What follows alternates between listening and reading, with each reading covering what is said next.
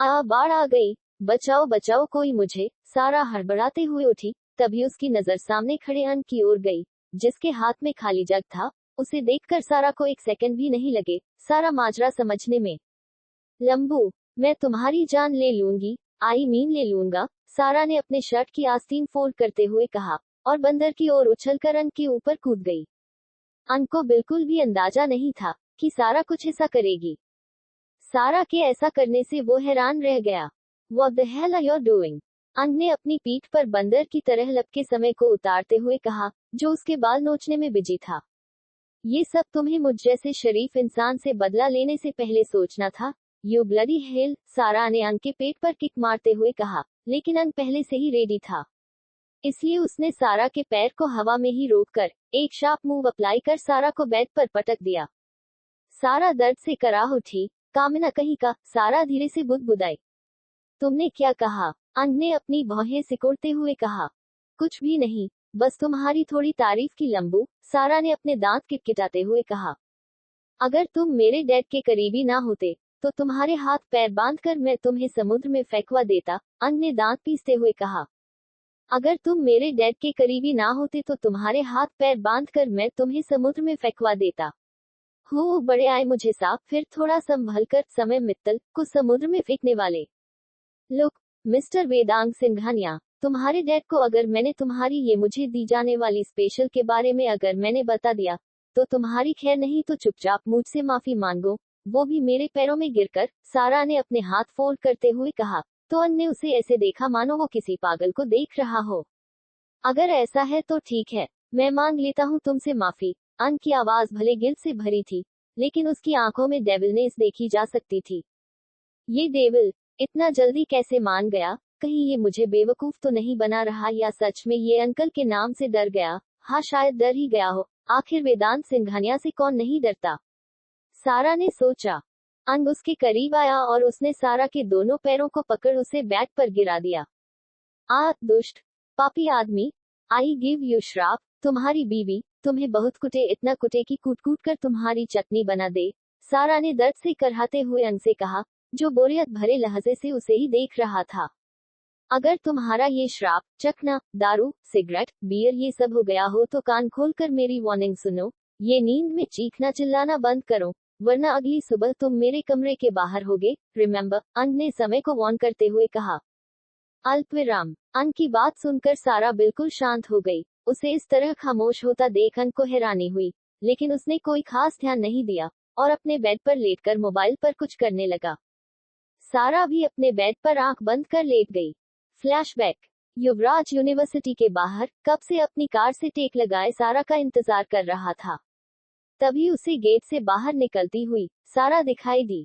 सारा को देख उसके होठों पर हल्की सी स्माइल आ गई, लेकिन आगे उसने कुछ ऐसा देखा कि उसके होठों की मुस्कुराहट तुरंत बुझ गई। सारा अपने किसी मेल फ्रेंड के साथ बाहर आ रही थी। अचानक बात करते हुए उस लड़के ने सारा के कंधे पर हाथ रख दिया। ये देख युवराज के हाथों की मुट्ठियां कस गई। युवराज उनकी ओर बढ़ गया। तभी उसने देखा सारा ने उस लड़के को हक किया। बस ये देखना था कि युवराज की आंखों में खून उतर आया। युवराज ने झटके से उस लड़के को सारा से अलग किया और एक के बाद एक उस लड़के के मुंह पर मुक्के बरसाने लगा। तेरी हिम्मत कैसे हुई मेरी जान को छूने की? मैं तेरी जान ले लूंगा। उसे छूने का हक किसी को भी नहीं है, वो सिर्फ मेरी है। उसे सिर्फ मैं छू सकता हूँ। उस पर तो मैं किसी की नजरें भी बर्दाश्त नहीं कर सकता। तो फिर तूने तो उसे छूने की गलती नहीं, गुनाह क्या है? तुझे मरना होगा। ये सब बोलते हुए युवराज उस लड़के को मारे जा रहा था। इस वक्त वो किसी साइको की तरह बिहेव कर रहा था। ये देख सारा बुरी तरह डर गई। वो बार बार युवराज से उस लड़के को छुड़ाने की कोशिश करने लगी, लेकिन ना जाने युवराज के सिर पर कौन सा खून सवार था। युवराज, प्लीज उसे छोड़ो। सारा ने युवराज को रोकना चाहा, मगर युवराज ने उसे धक्का दे दिया। उसके ऐसा करने से सारा पीछे की ओर जा गिरी। कुछ ही वक्त में वहां बहुत सारे स्टूडेंट्स और टीचर्स की भीड़ जमा हो गई। सारा जमीन से उठकर दोबारा युवराज से उस लड़के को छुड़ाने लगी, लेकिन युवराज ने तो आज उस लड़के को जान से मारने की कसम खा ली थी। युवराज स्टॉप इट, वो मर जाएगा। मर जाता है तो मर जाने दो, वैसे भी इसका मर जाना ही बेहतर है। आखिर इसने तुम्हें टच करने की गलती कैसे की? युवराज ने खून से लथपथ उस लड़के को मारते हुए कहा। युवराज की बात सुनकर सारा दंग रह गई। उसे यकीन ही नहीं हो रहा था कि युवराज सिर्फ उसके लिए उस लड़के को जान से मारने को तैयार है। सारा ने एक नजर वहां मौजूद भीड़ को देखा, जो वहां खड़े सिर्फ तमाशा देख रहे थे। तभी उसकी नजर सामने खड़े पुलिस वालों पर गई, जो वहां ऐसे खड़े थे मानो कुछ हुआ ही ना हो। सारा को आज युवराज मलिक की पॉवर का एहसास हुआ। इस डर से उसका पूरा बदन कांप उठा। सारा ने एक नजर उस अधमरे लड़के की ओर देखा, जो धीमे धीमे सांसें ले रहा था। सारा को उस लड़के के लिए बहुत ज्यादा बुरा लगा। तभी उसने देखा ऊपर से नीचे तक खून से लथपथ युवराज किसी सनकी इंसान की तरह मुस्कुराते हुए उसकी ओर बढ़ रहा था। ये देख सारा की सांस उसके गले में ही अटक गई। जान! युवराज ने जैसे ही उसकी ओर हाथ बढ़ाया, सारा तुरंत वहां से भागने लगी। सारा वहां से ऐसे भागी, मानो उसके पीछे कोई खूंखार जानवर पड़ा हो। आखिर जानवर ही तो पड़ा था। अगले 3 दिन न सारा यूनिवर्सिटी गई, न ही उसने किसी का भी कॉल रिसीव किया। उस वक्त सारा के पेरेंट्स फ्रांस से बाहर गए हुए थे। इस बीच कई बार युवराज ने उसके मेंशन के चक्कर काटे, मगर हर बार सर्वेंट्स उसे ये बोल देते कि सारा आउट ऑफ कंट्री गई हुई है। युवराज जानता था कि सारा कहीं बाहर नहीं गई है, लेकिन वो कोई तमाशा नहीं करना चाहता था। एक सुबह जब सारा की नींद खुली, तो वो बेड पर बैठे मोबाइल स्क्रॉल करने लगी। तभी उसकी नजर अपने मेल पर आए एक नोटिफिकेशन पर गई, जिसे देख उसकी हेजल आइज चमक उठी। युप! सारा अपने बेड पर खुशी से कूदने लगी। दुबई में होने वाले फैशन इवेंट में as a fresh face model उसे इनवाइट किया गया था। सारा ने 6 महीने पहले इस इवेंट के लिए अप्लाई किया था। सारा ने सबसे पहले अपने पेरेंट्स को कॉल पर ये गुड न्यूज दी, जिसे सुनकर वो दोनों भी बहुत खुश हो गए। आखिर सारा ने उनकी इकलौती बेटी थी, जिसे उन्होंने बड़े नाज नखरे से पाला था। उन्होंने उसकी हर एक ख्वाहिश को हमेशा पूरा किया था। सारा ने भी कभी अपने पेरेंट्स के प्यार और छूट का गलत फायदा नहीं उठाया। वो उनसे हमेशा ऐसी ही डिमांड करती थी, जिसे पूरा करने में उसके पेरेंट्स परेशान ना हो। ओके बच्चा, कब जाना है आपको? मिसेस मचिंट ने सवाल किया। मम्मा, आज शाम को ही निकलना होगा, सारा ने चहकते हुए बताया। बेटा, अपना कार्ड याद से रख लेना, और जितनी शॉपिंग करनी है जमकर करना, क्योंकि जानती हो ना, dad love you the most, mister मचिंट ने अपनी वाइफ को टीज करते हुए कहा। मम्मा, आप सुन रही है ना, डैड क्या कह रहे हैं? सारा ने भी मस्करी करते हुए कहा। हाँ बेटू, तेरे डैड को तो मैं बताती हूँ, मिसेस मचिंट ने नाक फुलाते हुए कहा। फिर वो तीनों एक साथ हंसने लगे। इसी तरह थोड़ी देर बाद कर सारा ने कॉल डिस्कनेक्ट कर दी। सारा इस बीच युवराज को पूरी तरह भूल चुकी थी। उसने अब तक अपने पेरेंट्स को उसके बारे में नहीं बताया था, जिसका रीजन था, वो उन्हें कॉल पर ये सब बताकर परेशान नहीं करना चाहती थी। सारा गुनगुनाते हुए बाथरूम में फ्रेश होने चली गई। थोड़ी देर बाद जब वो शॉवर लेकर बाहर आई, तो उसने घुटनों तक आता बाथरोब पहना हुआ था। सारा अपना फेवरेट सॉन्ग गुनगुनाते हुए आईना देख टॉवल से अपने बालों को सुखा रही। तभी उसके बालों में चलते हाथ अचानक से रुक गए, और वो हैरानी से आईने की ओर देखने लगी, जिसमें उसे युवराज का अक्ष दिखाई दे रहा था। सारा ने झट से मुड़कर युवराज की ओर देखा, तो वो उसके बेडरूम में लगे सोफे पर पैर क्रॉस कर बैठा था। युवराज उसे ही देखकर टेढ़ा मुस्कुरा रहा था। युवराज को अपने कमरे में देख सारा एक पल के लिए डर गई, लेकिन इस बार उसने ये डर अपने चेहरे पर शो नहीं होने दिया। ये क्या घटिया हरकत है, युवराज? तुम मेरे बेडरूम में क्या कर रहे हो? और सबसे पहली बात, तुम यहाँ आए तो आए कैसे? सारा ने अपने हाथों को सीने पर बांधते हुए कहा। सारा के गीले बालों से टपकता पानी उसकी कॉलरबोन से होता हुआ उसके बाथरोब के अंदर जा रहा था। बाथरोब का कमर पर बांधा टाइट नॉट की वजह से सारा के कप काफी अच्छे से विजिबल हो रहे थे। हॉट शॉवर लेने की वजह से उसकी स्किन काफी फ्रेश और हल्की गुलाबी दिख रही थी, बिल्कुल किसी खिले हुए ताजे फूल की तरह। सारा की खूबसूरत गोरी टांगे, युवराज तो सारा की हुस्न से अपनी नजरें ही नहीं हटा पा रहा था। उसका ध्यान तब टूटा जब उसे सारा की आवाज सुनाई दी। युवराज ने अपनी जगह से उठते हुए कहा, जान, call me UV, your Yuvi तुम्हारा friend. You are not my fucking friend, Yuvraj Malik. हमारी फ्रेंडशिप मैं अभी इसी वक्त तोड़ती हूँ। मुझे नहीं मतलब तुमसे या तुम्हारी सो कॉल दोस्ती से, सारा ने दांत पर दांत जमाते हुए कहा। सारा की बात सुन युवराज किसी पागल की तरह ताली बजाकर ऐसे हंसने लगा, जैसे सारा ने उसे बहुत फनी जोक सुनाया हो। सारा को समझ ही नहीं आ रहा था कि वो इस साइको के सामने कैसे रिएक्ट करे। जान जान जान, तुम भी ना कितना अच्छा मजाक करती हो। तुम्हें मुझसे ही तो मतलब है जान, जैसे मुझे तुमसे।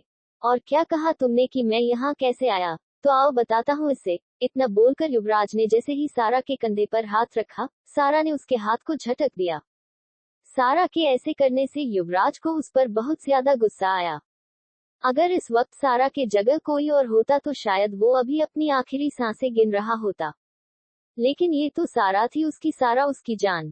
सारा ने बालकनी से नीचे झांक कर देखा तो वहां उसके मेंशन के सारे सिक्योरिटी गार्ड बेहोश पड़े थे।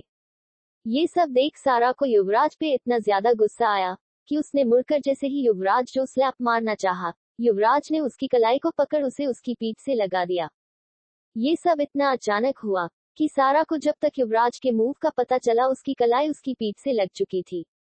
रॉन्ग मूव जान, तुम शायद जानती नहीं कि मैं चाहूँ तो अभी तुम्हें तुम्हारे ही घर से उठाकर ले जाओ, वो भी सबके सामने, और तुम्हारे पेरेंट्स मेरा कुछ भी बिगाड़ नहीं पाएंगे।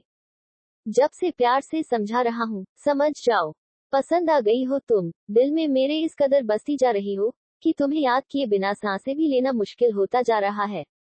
I have fallen in love with your जान, तो एक अच्छी लड़की की तरह मेरा प्रपोजल एक्सेप्ट करो और मुझे प्यार करो। युवराज ये सब बोलते हुए सारा के इतने करीब आ गया था कि वो दोनों एक दूसरे की सांसें अपने चेहरों पर महसूस कर सकते थे। वहीं सारा तो आंखें फाड़े युवराज की बातें ही सुने जा रही थी। क्या उसने फ्रेंडशिप करने से पहले ही नहीं बताया था कि वो सिर्फ उसकी दोस्त रहेगी? तो अब युवराज उससे ऐसी बातें कैसे कर सकता था? युवराज, मैंने तुम्हें पहले ही बताया था कि हमारे बीच फ्रेंडशिप से ज्यादा कभी कुछ नहीं होगा। मैंने इसी बेसिस पर तुमसे दोस्ती की थी, तो तुम अब ऐसी बहकी बहकी बातें क्यों कर रहे हो? सारा ने खुद को छुड़ाने की कोशिश करते हुए कहा। सारा जितना युवराज को खुद से दूर करने की कोशिश करती, युवराज की ग्रिप उस पर उतनी ही ज्यादा टाइट होती जा रही थी। मैंने जानबूझकर नहीं किया, बस तुमसे मोहब्बत होती गई और मैं करता गया। युवराज ने सारा के बालों से आती भीनी भीनी खुशबू को इनहेल करते हुए कहा। युवराज प्लीज दूर रहो, मुझे अच्छा नहीं लग रहा है, मैं अनकंफर्टेबल फील कर रही हूँ। सारा ने इस बार अपनी पूरी ताकत से युवराज को खुद से दूर धक्का दिया, जिससे युवराज अपनी जगह से 2 कदम पीछे हो गया। सारा ने इस बार दांत पीसते हुए कहा, मैं तुम्हें प्यार तो क्या, पसंद भी नहीं करती और ना करूंगी। तुम जैसे पागल की जगह तो मेंटल असाइलम में होती है। तुम दूसरों को मारकर भूल सकते हो मगर मैं देखकर नहीं भूल सकती।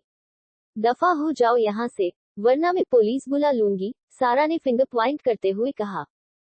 सारा की बात सुनकर युवराज का चेहरा काला पड़ गया। उसे सारा पर इतना ज्यादा गुस्सा आया कि उसने सारा के बालों को पीछे से मुट्ठी में भर लिया। क्यों? मेरा छूना तुम्हें इतना अनकंफर्टेबल कर रहा है? और उस लड़के से जब तुम चिपक रही थी तब तुम बड़ा कंफर्टेबल थी।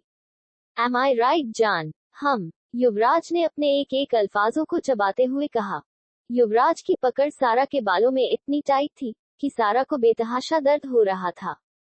यू बास्टर्ड, छोड़ो मुझे। सारा ने जैसे ही युवराज को किक करना चाहा, युवराज ने उसके मूव को पहले ही जानकर उसे रोक लिया।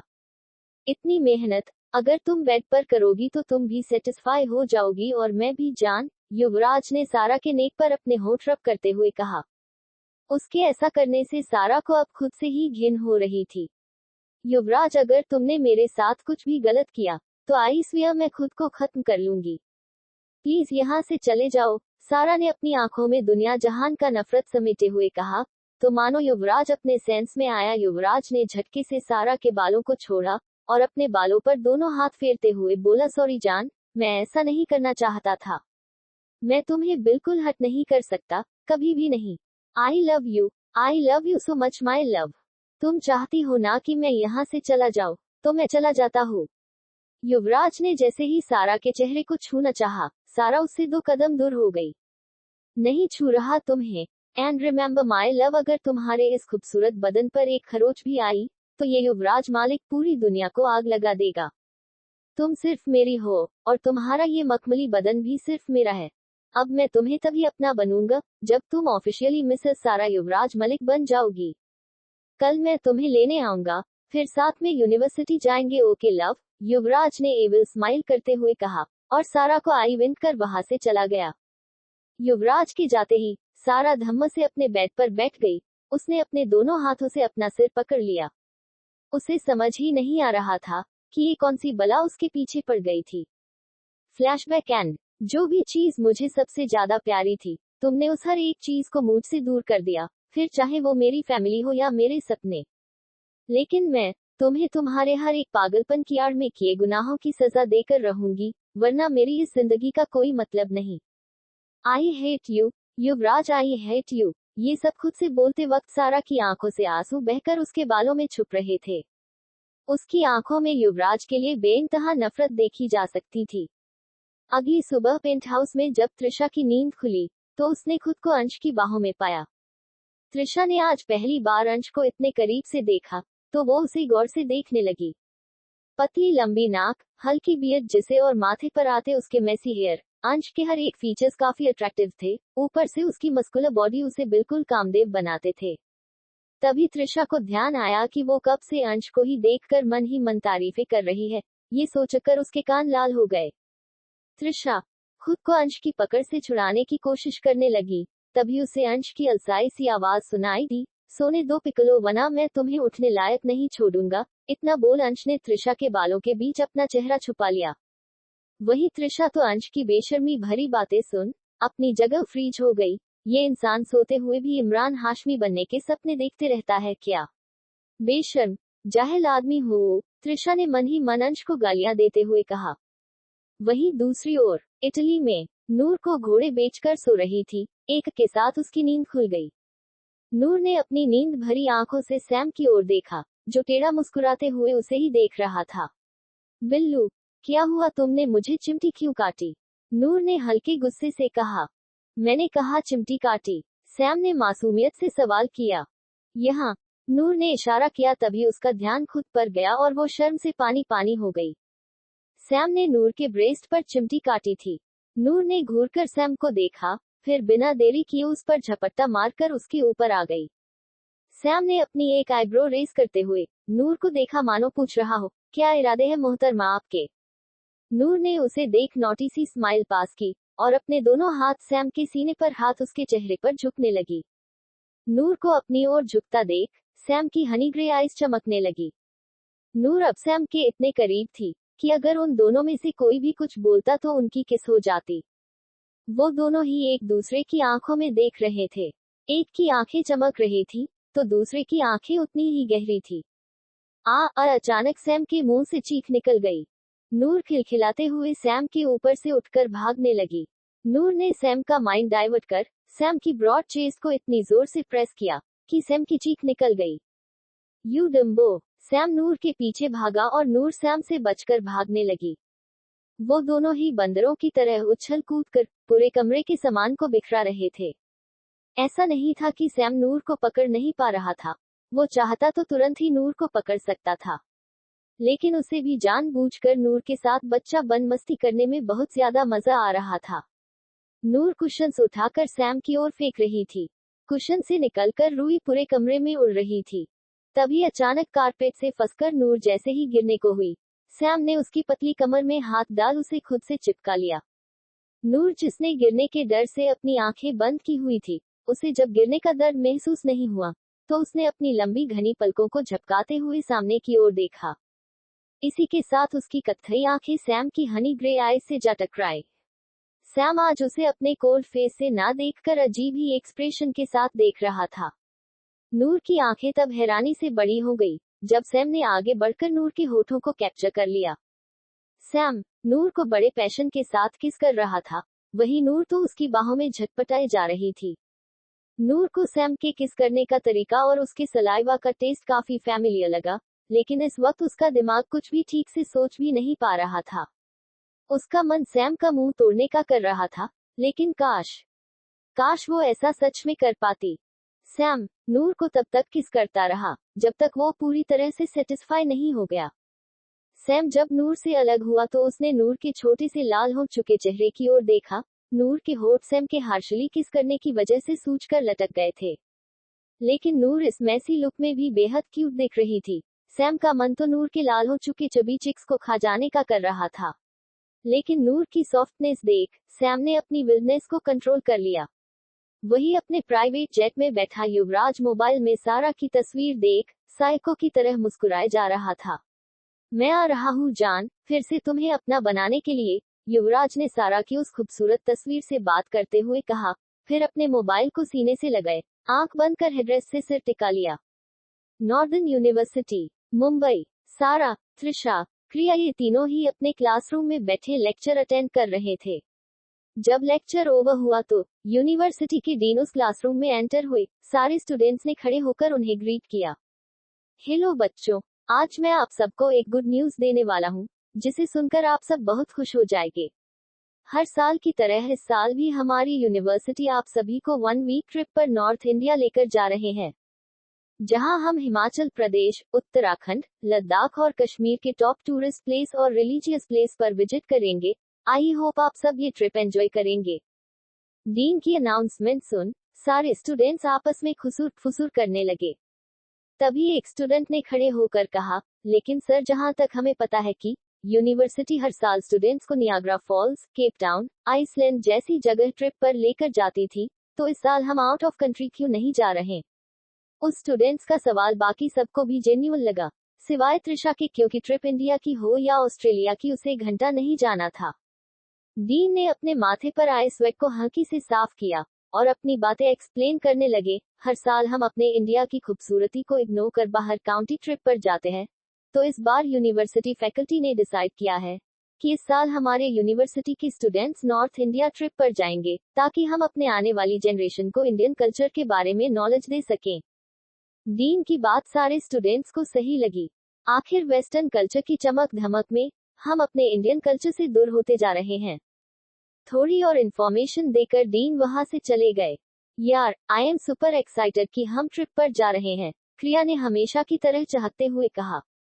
हम नहीं, तुम दोनों, त्रिशा ने क्रिया और समय की ओर देखकर कहा। यार तू ऐसे मत बोल, इस बार समय ने त्रिशा को घूरते हुए कहा। नहीं, मैं नहीं जाऊंगी, मैं वैसे भी कुछ दिन अकेले रहना चाहती हूँ, त्रिशा ने अपने बुक पर नजरें गड़ाए कहा। क्रिया और समय, जो कि सारा है, दोनों ही जानते थे कि त्रिशा ट्रिप पर सिर्फ वेदांश की वजह से नहीं जाना चाहती। ऊपर से लास्ट नाइट अंश ने पूरी यूनिवर्सिटी के सामने त्रिशा को अपनी गर्लफ्रेंड डिक्लेयर कर दिया था। वही त्रिशा जो कभी इस तरह की ट्रिप पर नहीं गई थी, उसने भले क्रिया और समय को मना तो कर दिया था, लेकिन उसे बहुत मन था ट्रिप पर जाने का। पर जिस ट्रिप पर अंश जाए, वो वहां जाने का रिस्क नहीं ले सकती थी। क्लासेस ओवर होने के बाद जब वो तीनों कैंटीन की ओर जाने लगे, तभी अंश द डेविल ने त्रिशा का रास्ता ब्लॉक कर दिया। उसकी इस हरकत पर उन तीनों को ही बहुत गुस्सा आया। अंश ने समय और क्रिया को इग्नोर कर अपनी नजर त्रिशा पर जमाई, जो एक बार फिर अपने पुराने वाले गेटअप में थी। अंश उसे देख हल्का सा मुस्कुराया और उसकी कलाई पकड़ उसे वहां से ले जाने लगा। तभी क्रिया और समय ने त्रिशा की दूसरी कलाई पकड़ ली। अंश ने घूरकर उन दोनों को देखा, लेकिन उन दोनों को आज अंश की लाल आंखों से कोई फर्क ना पड़ा। वो दोनों ही सुबह से त्रिशा का उतरा हुआ चेहरा देखकर परेशान थे। उन दोनों के ही बार बार पूछने पर भी त्रिशा ने उन्हें पिछली रात का कुछ नहीं बताया था। अंश ने त्रिशा की ओर देखा, जिसका चेहरा ऐसा था कि अगर अभी उसके हाथ में गन रहती, तो वो अंश को तुरंत शूट कर देती। अंश ने उसे एक टीजिंग स्माइल पास की और उसके कान पर झुककर अपनी गर्म सांसें छोड़ते हुए बोला, अगर तुम चाहती हो कि तुम्हारे दोस्तों के हाथ उनकी बॉडी से अलग ना हो, तो अभी उनसे तुम्हारा हाथ छुड़ाकर मेरे साथ चलो पिकलो। अंश की धमकी सुन त्रिशा ने उसे अपनी जानलेवा नजरों से देखा। बदले में अंश ने उसे फ्लाइंग किस पास की। उसकी इस हरकत पर त्रिशा बुरी तरह चिढ़ गई।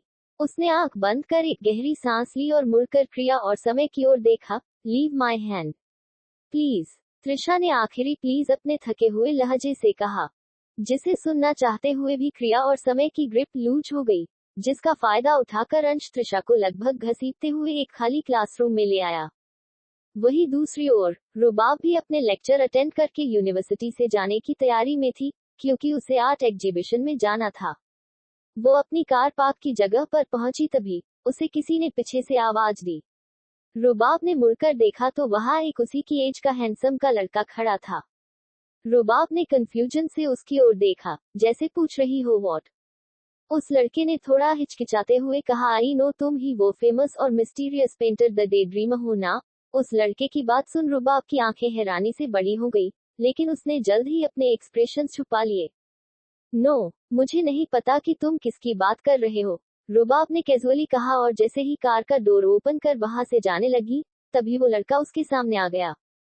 रुबाब ने एक गुस्से भरी नजर उस लड़के पर डाली, लेकिन उस लड़के ने अपनी स्वीट सी आवाज में कहा, I am your big fan, और सिर्फ मैं ही नहीं मेरी मॉम भी तुम्हारी बहुत बड़ी फैन है। इतना बोलकर उस लड़के ने गहरी सांस ली और फिर रुबाब से कुछ ऐसा कहा कि रुबाब के फेस एक्सप्रेशंस चेंज हो गए। रुबाब और उस लड़के ने कुछ देर नॉर्मल बात की। अब रुबाब और वो लड़का मुस्कुराकर बातें कर रहे थे। रुबाब और उस लड़के ने अपना नंबर एक्सचेंज किया और अपनी अपनी कार में बैठकर वहां से चले गए। काव्य जो रुबाब के पीछे पीछे पार्किंग में आया था, क्योंकि उसे लास्ट टाइम उसके किए के लिए रुबाब से माफी मांगनी थी। जब उसने रुबाब और उस लड़के को ऐसे बातें करते देखा तो पता नहीं क्यों उसे गुस्सा आने लगा। रुबाब जब से यूएस से वापस लौटी थी, उसने काव्य से बात करना तो दूर की बात उसे एक नजर देखा भी नहीं था। रुबाब ने आज नी लेंथ चेक्स कट और रेड टॉप पहना हुआ था जिसमें वो बेहद खूबसूरत दिख रही थी। काव्य ने दिल ही दिल में उसे एडमायर किया, लेकिन रुबाब को उस लड़के के साथ देख उसका सारा मूड खराब हो गया। मुझे नहीं मांगनी अब इस लड़की से माफी वाफी, काव्य ने चिढ़ते हुए कहा और वहां से अपनी कार लेकर निकल गया। वहीं दूसरी ओर उस खाली क्लासरूम में त्रिशा और अंश मौजूद थे। क्या बकवास रह गई थी तुम्हारी जो तुम मुझे यहाँ लेकर आए हो।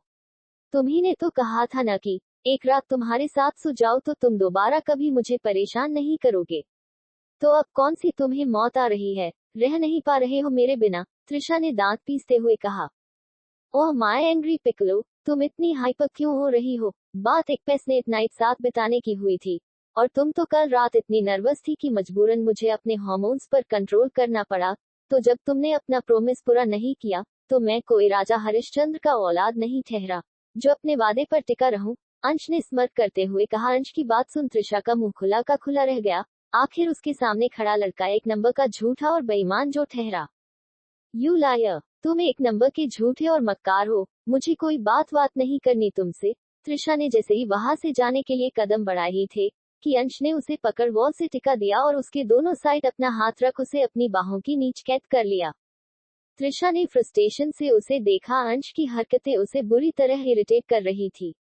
उसे किसी भी तरह से एक साल अंश को झेलना था, उसके बाद वो खुद भी मुंबई से चली जाएगी, ये उसने फैसला कर लिया था। अंश ने गौर से त्रिशा के मासूम चेहरे को देखा। उसे त्रिशा की ऑलिव ग्रीन आईज हमेशा अट्रैक्ट करती थी। तुम मेरी गर्लफ्रेंड हो, और इस बात को तुम चाहकर भी नहीं भूल सकती। इस बात को भूलने का हक नहीं दिया है मैंने तुम्हें, अंश ने अपनी ओशियन ब्लू आईज से उसकी ऑलिव ग्रीन आईज में देखते हुए कहा। कुछ नहीं हूं मैं तुम्हारी, और ना कभी होगा। तुम मेरी लाइफ कंट्रोल नहीं कर सकते। I didn't give anyone the right to control my life. मैं अपनी जिंदगी की खुद की मालिक हूँ, त्रिशा ने अपने एक एक अल्फाजों पर जोर देते हुए कहा। उसकी बात सुनकर अंश ने उसे एक डेविल स्माइल की। मैं तुमसे पूछ नहीं रहा पिकलो, बल्कि बता रहा हूँ। Your mine and only mine, तो इस सिंपल सी बात को अपने इस छोटे से दिमाग में बैठा लो, अंश ने त्रिशा के सिर को टैप करते हुए कहा। दिमाग मेरा नहीं, तुम्हारा छोटा है, तभी तो तुम्हें मेरी बात समझ में नहीं आ रही है। मैं इत्तू सा भी इंटरेस्टेड नहीं हूँ तुम में, तुम मेरा पीछा छोड़ो, त्रिशा ने थके हुए लहजे से कहा। एक तो वो ऑलरेडी कम खाना खाती थी और उस खाने से उसे जो भी एनर्जी मिलती थी वो उसके सामने खड़े डेविल से बात करने में खर्च हो जाया करती थी। चलो शॉपिंग पर, वैसे भी ये हमारी साथ में पहली ट्रिप है, या दूसरे वर्ड में कहे तो प्री हनीमून ट्रिप है, तो उसके लिए कपड़े ले लेते हैं। वैसे भी मुझे तुम्हें अब अलग अलग ड्रेसेस में देखने का मन है, अंश ने त्रिशा की बात पूरी तरह इग्नोर करते हुए कहा, और उसका हाथ पकड़ वहां से जाने लगा। तभी उसके दिमाग में कुछ आया और उसने पीछे मुड़कर त्रिशा की ओर देखा, जो उससे अपना हाथ छुड़ाने के लिए स्ट्रगल कर रही थी।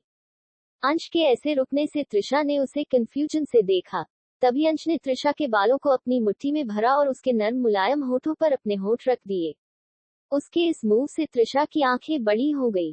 अंश ने अपने दूसरे हाथ से त्रिशा के आंखों को बंद कर दिया। वहीं दूसरी ओर वेदांत के कैबिन में बैठा था।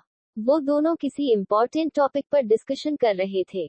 वेदांत ने उससे पूछा, इटली से आने वाले कंसाइनमेंट का क्या हुआ। डेमन ने कहा है कि नेक्स्ट मंथ आएगा, अंग ने जवाब दिया। वेदांत ने उसकी बात पर सिर्फ हाँ में अपना सिर हिलाया, फिर कुछ सोचकर बोला, यूनिवर्सिटी ट्रिप का क्या प्लान है तुम्हारा। आज तक गया हुआ जो आज जाऊंगा।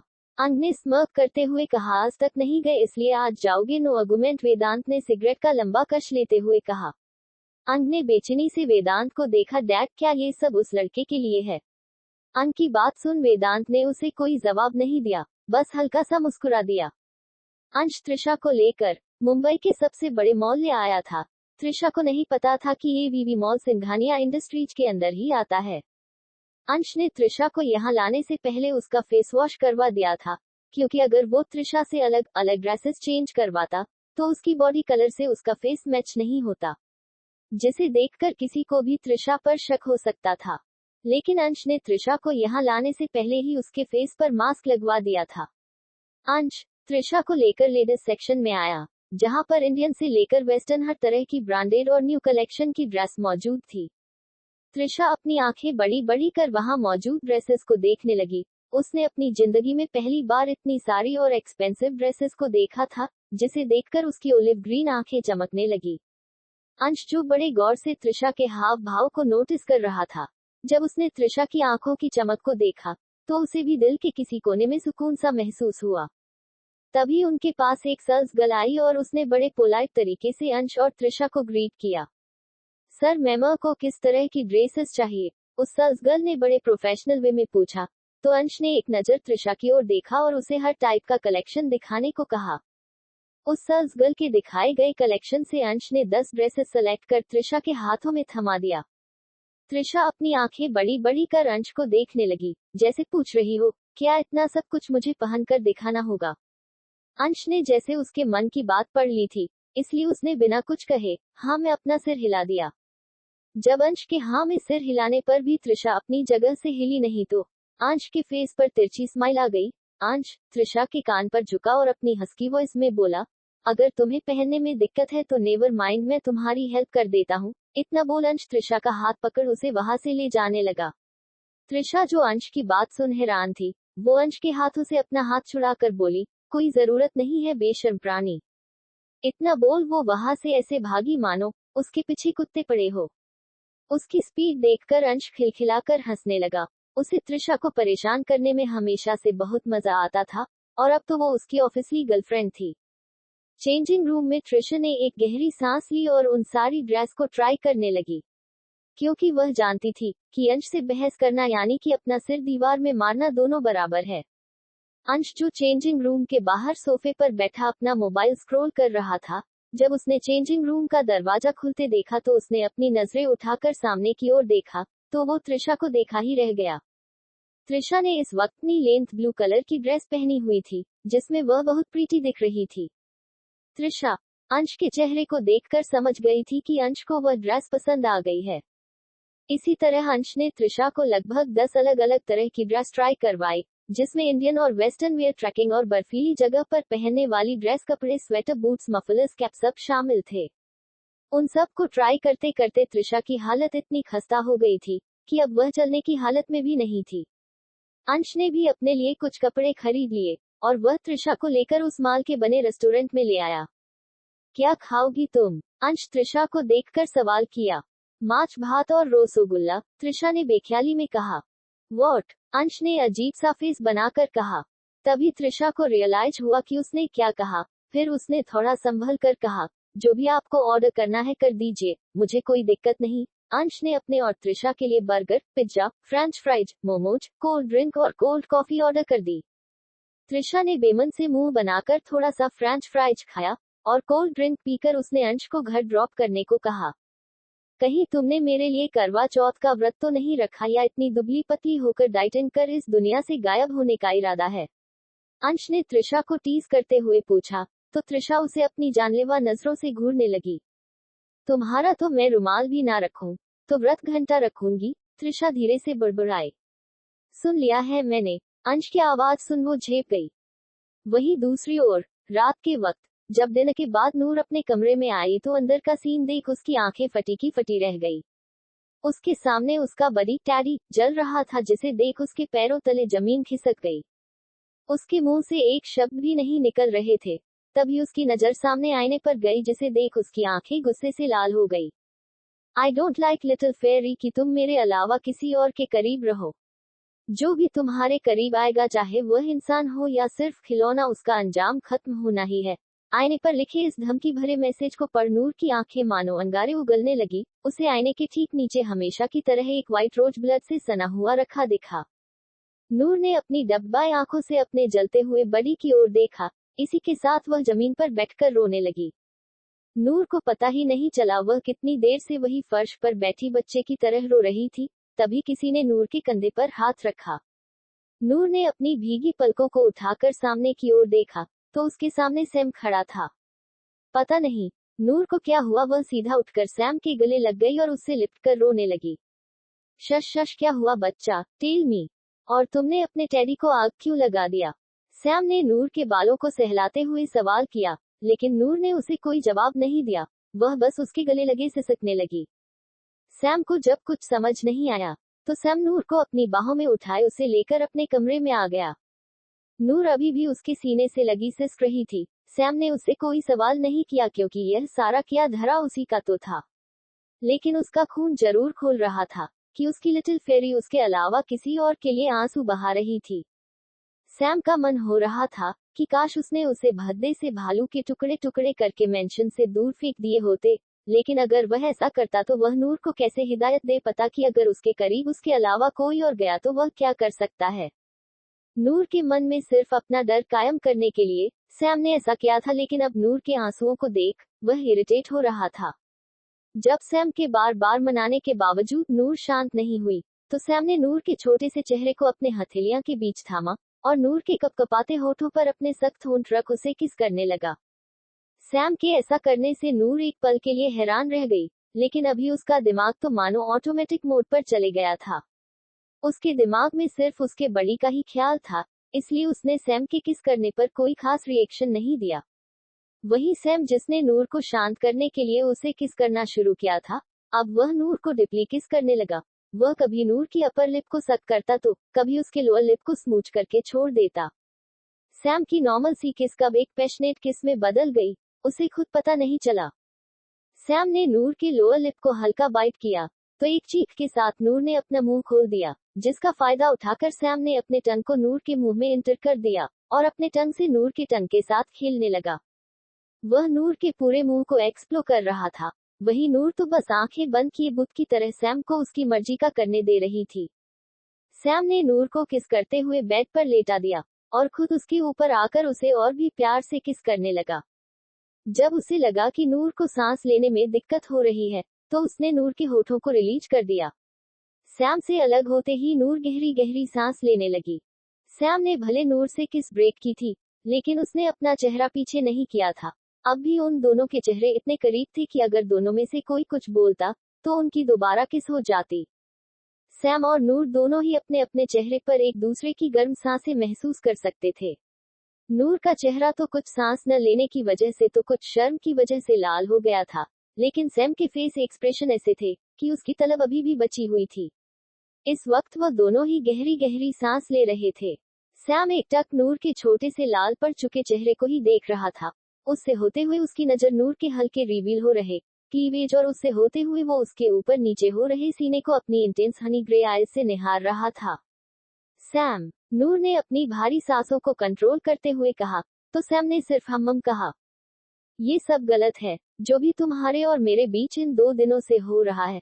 अगर गलती से भी सोनम आंटी या डैड को इस बारे में पता चला तो वह गलत समझेंगे।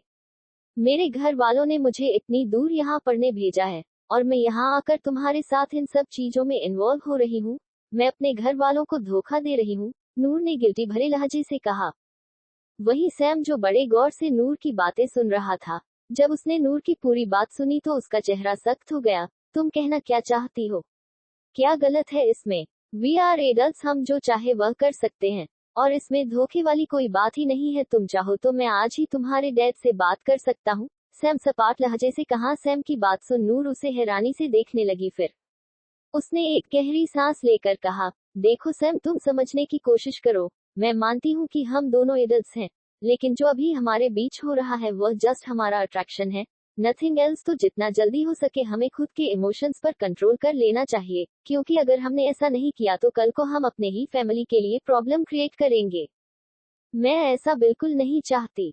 मैं यहाँ सिर्फ एक गायनेकोलॉजिस्ट बनने आई हूँ, और फिलहाल मेरा यही ड्रीम है। मैं अपने इस ड्रीम के रास्ते कोई भी रुकावट आना पसंद नहीं करूंगी। आई होप यू अंडरस्टैंड, नूर ने शांत भाव से कहा। सैम ने कुछ पल नूर के चेहरे को देखा, फिर उसके फोरहेड पर किसकर उसके ऊपर से उठकर खड़ा हो गया। सैम के उठते ही नूर भी अपनी जगह से उठकर खड़ी हो गई। उसने देखा सैम अभी भी उसे ही देख रहा है। नूर ने कुछ सोचा, फिर थोड़ा हिचकिचाते हुए बोली, सैम जब तक सोनम आंटी नहीं आती क्या मैं तुम्हारे कमरे में ही सो सकती हूँ? मेरा इसमें कोई गलत इंटेंशन नहीं है, तुम प्लीज मुझे गलत मत समझना। प्लीज सैम, नूर ने मासूमियत से रिक्वेस्ट करते हुए कहा। सैम ने बिना किसी भाव के नूर को देखा, फिर हाँ में अपना सिर हिलाकर आगे बोला, तुम्हें तो याद होगी ही मेरी 3 शर्तें, हर रात की वही शर्त रहेगी। सैम की बात सुन नूर का मुंह बन गया। आखिर उसके सामने खड़ा इंसान बिना शर्तों के बात जो नहीं करता था। वही सैम के दिमाग में तो कुछ अलग ही चल रहा था। वह चाहता था कि नूर उससे डेमन के बारे में पूछे या डेमन के बारे में बताएं, उसकी शिकायत करे, लेकिन नूर उसे इस बारे में कभी कुछ नहीं बताती थी। क्या वह उसके लिए कोई मैटर नहीं करता था, या वह उस पर ट्रस्ट नहीं करती थी? ये सब सोचकर सैम के माथे की नीली नसें उभर आईं, जिससे उसने अपने 2 उंगलियों से हल्का प्रेस किया। वहीं दूसरी ओर इंडिया में युवराज मुंबई में बने अपने विला आ गया था और अपने सामने खड़े आदमी से सारा के बारे में इंफॉर्मेशन सुन रहा था। सर, जहां तक मैम की नैनी ने हमें बताया है, मैम यहाँ वेदांत सिंघानिया की निगरानी में लाई गई है।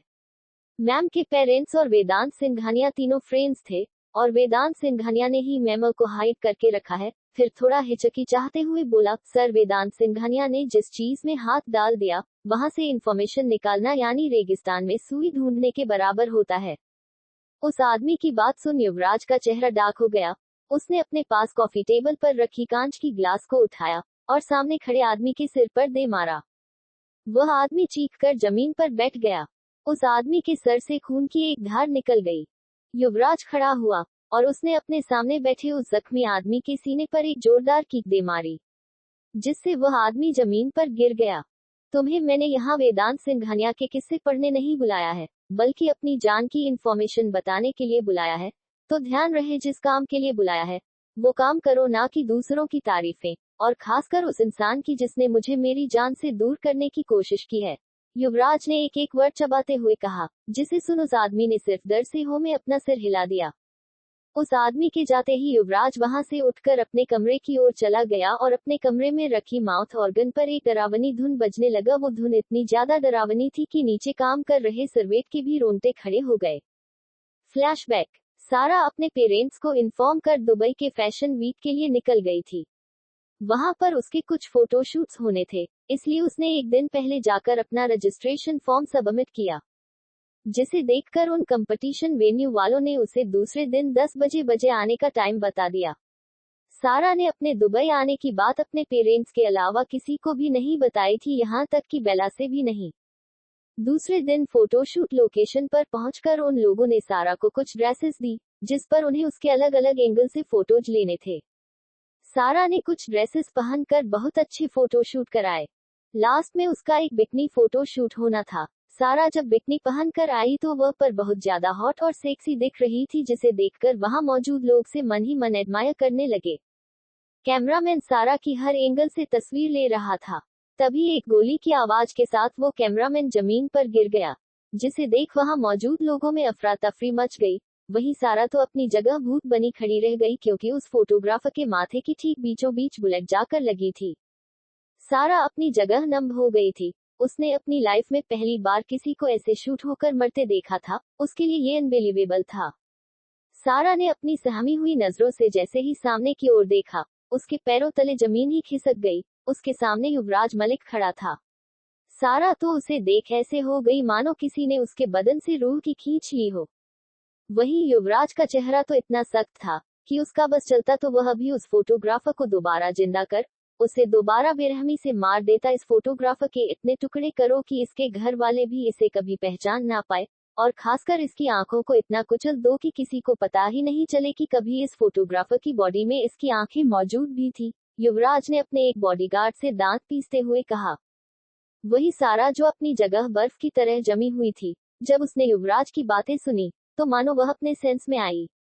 सारा युवराज के करीब आई और उसने युवराज के चेहरे पर एक झन्नाटेदार थप्पड़ रसीद कर दिया।